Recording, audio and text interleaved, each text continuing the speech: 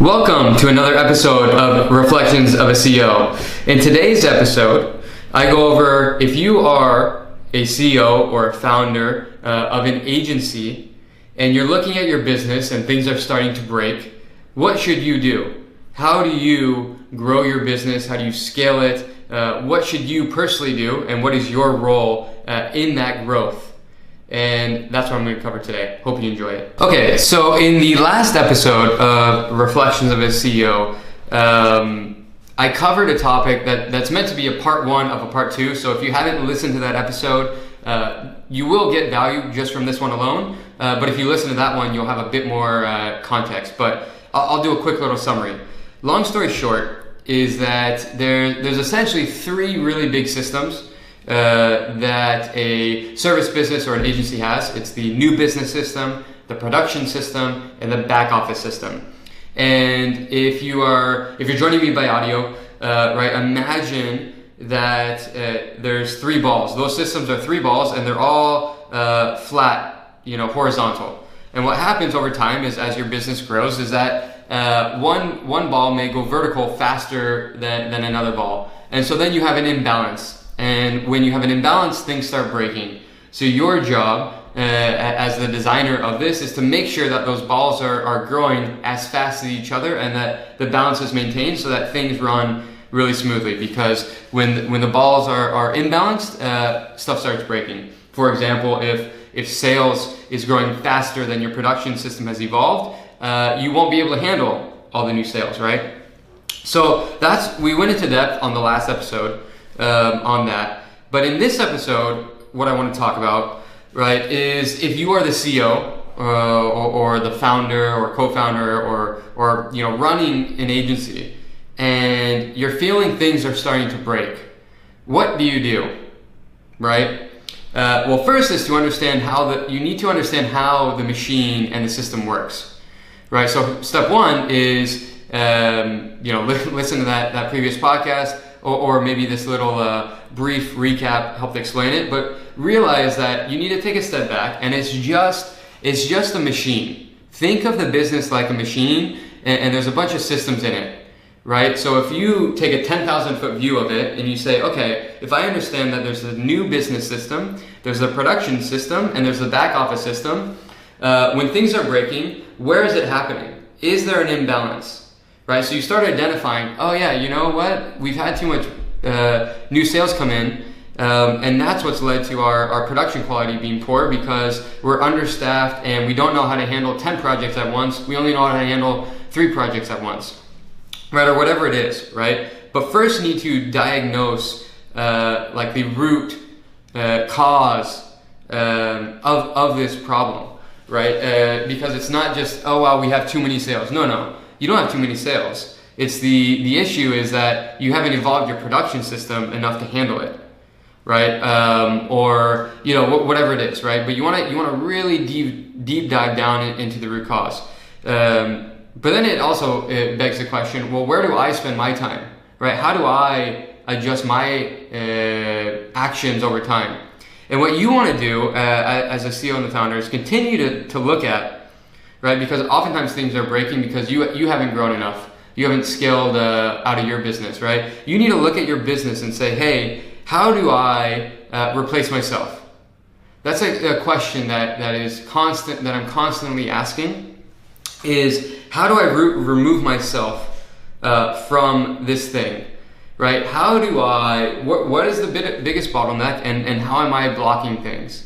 Right, and those are almost two separate things. Let's dive into one first. One is, if things are breaking, you first say, what is the biggest bottleneck? Like, what is causing this? That's one thing. It just so happens that oftentimes, when you're growing the business in the early days, you are that bottleneck, and you need to replace yourself. So, as you're designing these systems, constantly think, how do I replace myself? How do I replace myself, right? And keep growing out of the system. You don't want the system to be dependent on you. So for example, in the production system, maybe you used to do the work, right? And then you started overseeing the work, right? But then what happens is you're overseeing the work, you're also selling, you're managing the back office, and then you're like, wow, we've hit this point because we're not getting enough new sales, and we don't have production is kind of like not so great, and back office is okay.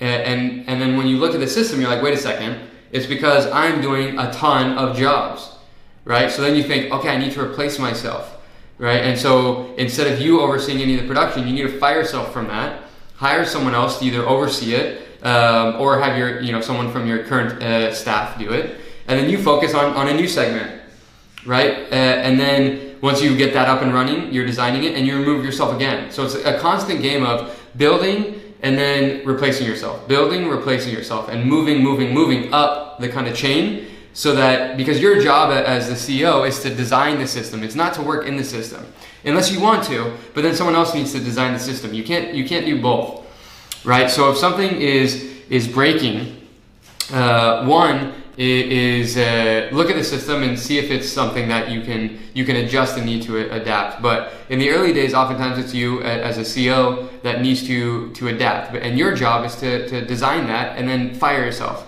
right? And keep growing, right? But you have to really look at, there's no like one size fits all here. It's really looking at those systems and given the point in time that you're at, looking and saying, okay, what do I need? Who do I need to be right now? Right. At one point in time, you may need to actually be producing the work, but then realize, hey, in order to grow this business, I need to replace myself. I cannot be doing that. I can't even really touch the production side of things. I need to focus on sales, right? And then later, I need to remove myself from sales because I need to design the system, right? And that's really your chief role, is to be the architect of the system. And it's really, you can only be the architect if you understand how the systems actually work with each other and what things are needed in order for it to work, right? So take a step back, look at those three systems that I talked about, see how they're working together. It's all just a machine, right? They're all interchangeable. When you think about business, it's actually pretty simple once you understand the 10,000 foot view, and you're like, okay, it's just a bunch of cause and effect and systems, like this happens, then this happens, then this happens, right? Where you get tripped up, or where I got tripped up in the past, is I couldn't see that 10,000 foot view because I didn't know everything. I didn't know what were all the components of the system, right? And that's where it's helpful to have sometimes a coach or someone who's been there. That's why I'm recording a bunch of these podcasts, trying to just give you the information so that you can either learn by doing, right? Or you can learn by just talking to someone, right? Getting an executive coach or someone who's been there and done that, right? Like when you're talking about the new business system, for example, there's a lot of little components that go into that, right? You have the marketing, you have the sales. Within sales, you have different components as well. You have, lead qualification, and you have closing, and there's a bunch of little nuances. And as you grow your business, right, what worked at one stage just won't work at another, right? You might be a one-man marketing and sales team in the early days, but then to grow, you're going to need to break that out into three different roles, right? And also you have to realize like how special you are as the CEO and the founder, is that you can do a lot more roles than other people can,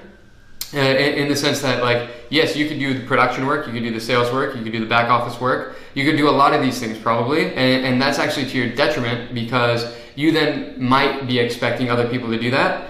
And the case is, one, they can't, or two, they shouldn't, because as you grow and scale, you want people to be more specialized and playing in their role. Think of your role as like a soccer coach, and you have your team.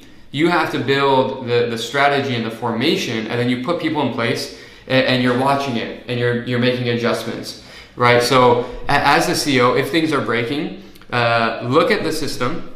Try to analyze it from a 10,000 foot view, which is hard because you might still be working in the business.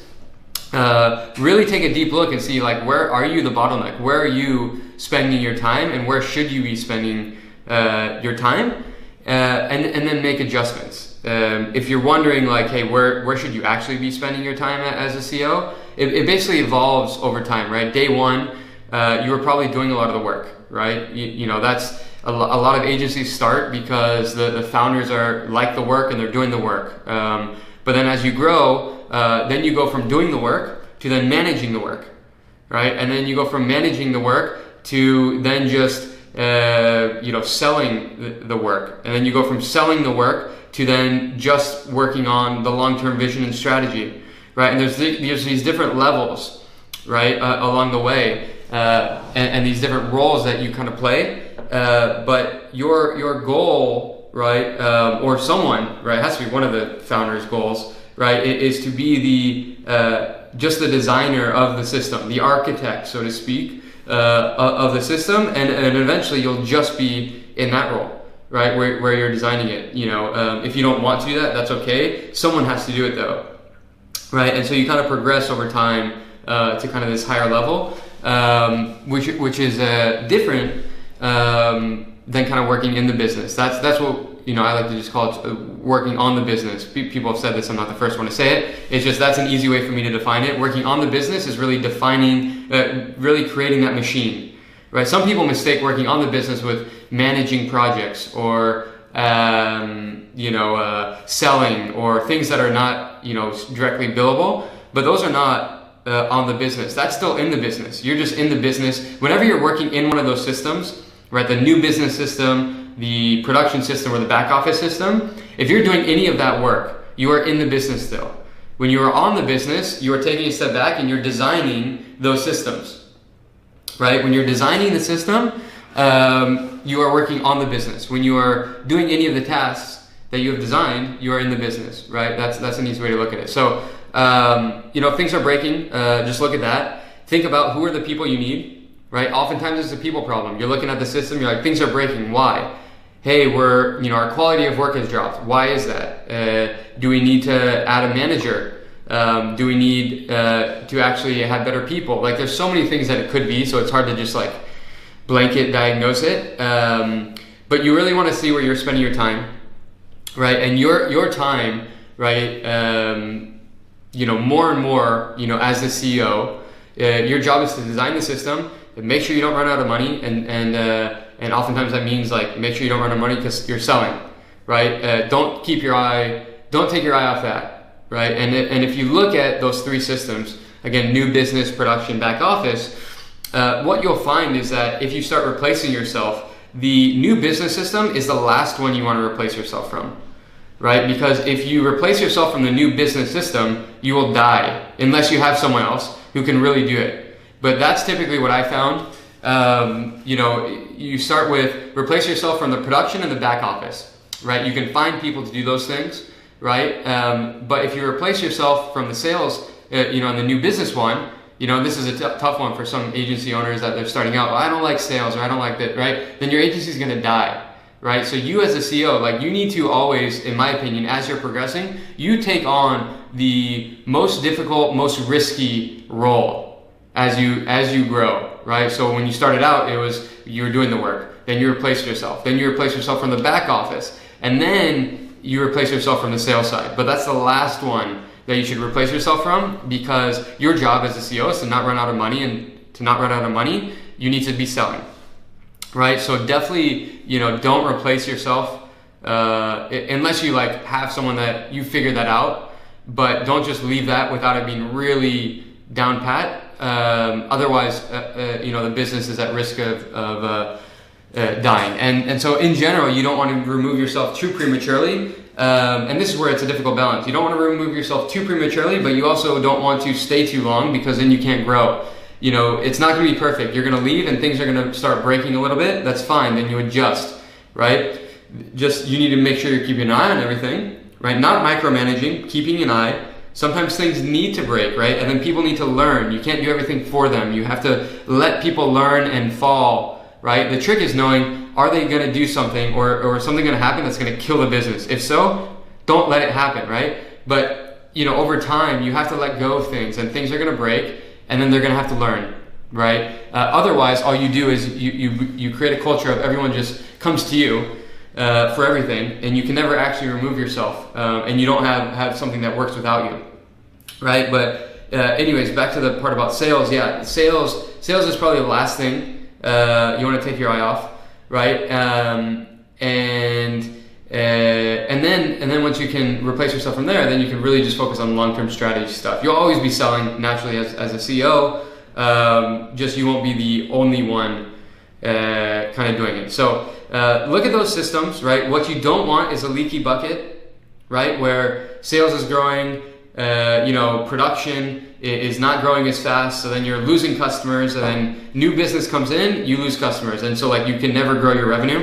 That's oftentimes what I find, by the way, if your revenue is stalling, right? There's only a couple things it can be, right? It's either your sales have just gone dry, right? Like you have no sales, and then you have a real sales and marketing problem. The other thing it is you have a sales and marketing problem, not really a problem, but it's actually on your production side. You're leaking customers. You're not doing enough great work to retain customers, so they're leaving. So any new customer you add on is just replacing one that you lost. So then your revenue is not growing.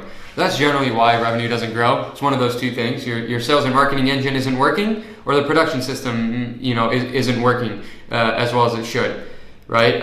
It could also be though that your pricing model isn't good. The way you structure contracts. You use short-term, couple-week engagements when really you need to be doing retainer, long-term retention engagements, because then you always just have to be replacing new customers versus building a nice base and building on top of it. But we're digressing a little bit. Just to close it up, as a CEO, right? Look at your role. Always be auditing your time, where you're spending it. It needs to adjust over time. It's not stagnant. I like to reflect every week, every month, every quarter, every year, and keep adjusting where I'm spending my time. On things. Look at where the biggest bottlenecks are. That's where you want to be focusing on, like the biggest things that are breaking or stopping you from where you want to be, right? And really be always keeping in mind that your job is to replace yourself and keep designing the machine, and as you grow, continue trying to fire yourself, right? But do it in a way that you're not abdicating, in the sense of like, it's a word I've been picked up from my coach, is like, you kind of just like don't care. You're like, okay, I'm done with sales. I don't want anything to do with it. And you haven't designed the system. You're like, I'm just like done here. You do it, right? Don't do that. Set people up for success. Design the systems. Train people. I didn't realize how important this was in the early days. When you design it and you replace yourself, you need to train people, right? Training is super, super important. You can't just expect people to jump in. They don't have all your knowledge, right? So anyways, I'm going to wrap that up now. Hopefully that was helpful. If you have any questions, I talk about stuff like this, or specifically, I can answer questions about your business if you join the service-based businesses group, or if you work with me one-on-one.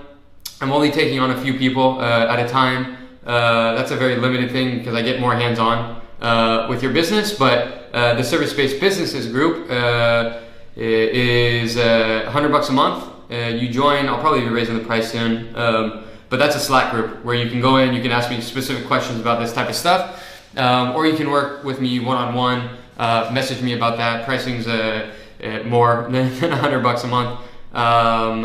But yeah, hopefully this was helpful.